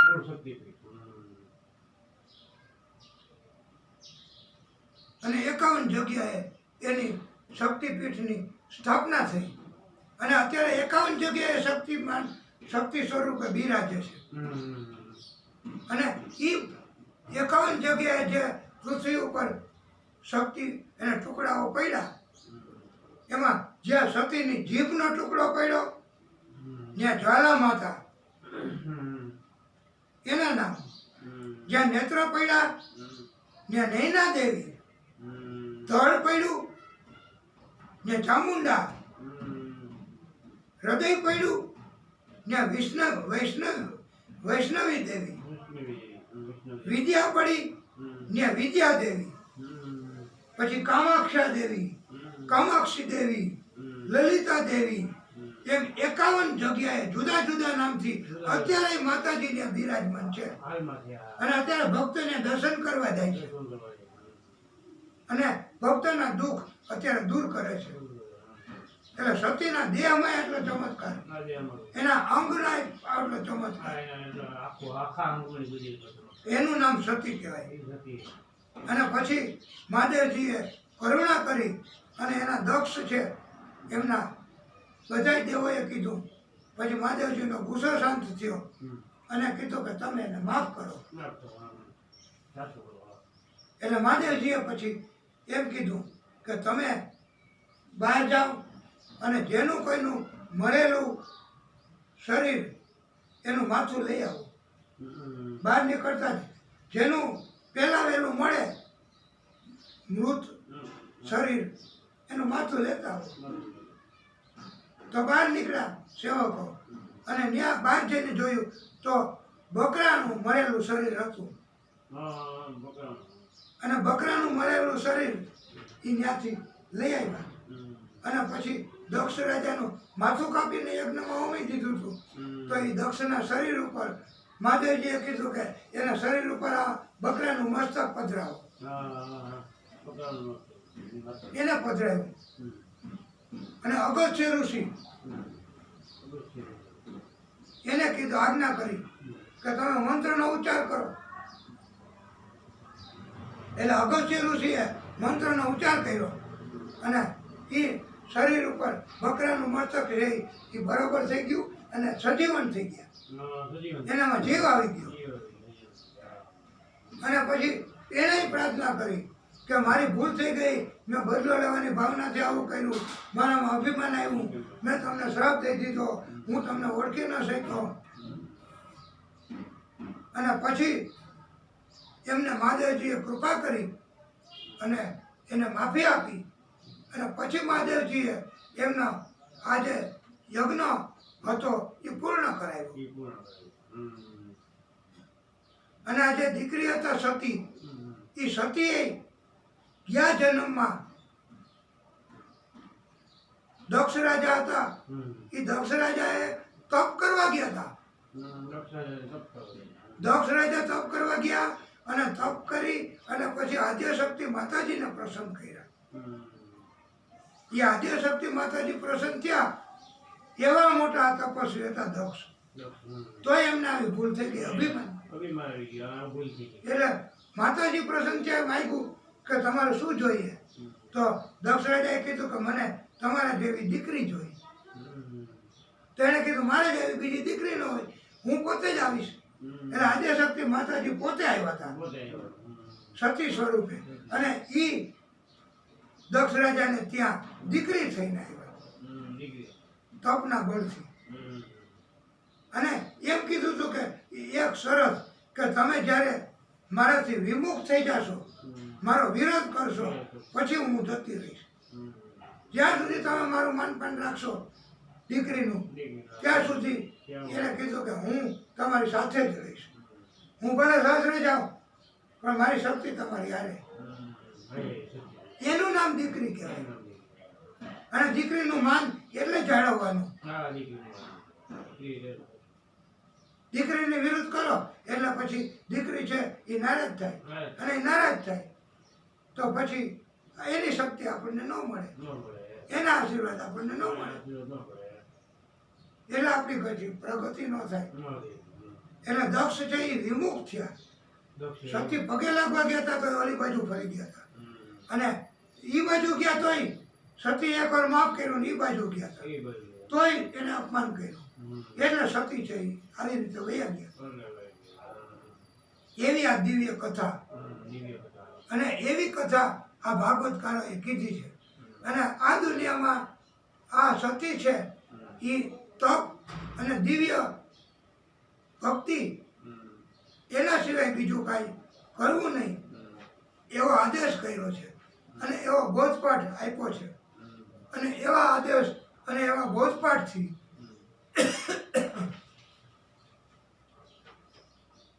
આપણે આ કથાને ઉત્તમ મહત્વ આપવાનું હતું અને કોટેશ્વર દાદાને જ આ કથા આપણે સંભળાવીએ છીએ અને એટલે કોટેશ્વર દાદા એ મહાદેવજી છે હમ. અને મહાદેવજીની ઉત્તમ કથા આપણે વિગતવાર અને વિસ્તારથી એટલે કીધી છે કે આ વિસ્તારથી અને આ વિગતવારની કથા છે એ આપણે આ કોટેશ્વર દાદાને મહાદેવજીને સંભળાવી સંભળાવી ગયા. કે આ મહાદેવજીની પોતાની વાત હતી પોતાની વાત. હા, એ પોતાની વાત. એના સસરાની વાત હતી હમ. એના પત્નીની વાત હતી પત્ની. એ આપણે એને સંભળાવીએ કેટલા બધા આનંદમાં આવી ગયા હોય આપણી ઉપર કેટલી બધી કૃપા કરે હમ. હા, બોલો, બોલો. એટલે હવે પછી આપણે આગળની કથા થોડો વિરામ કરી અને પછી કહીશું બોલીએ ભાગવત ભગવાન કી જય હે દાદા હે વિષ્ણુ પરમાત્મા હે નારાયણ ભગવાન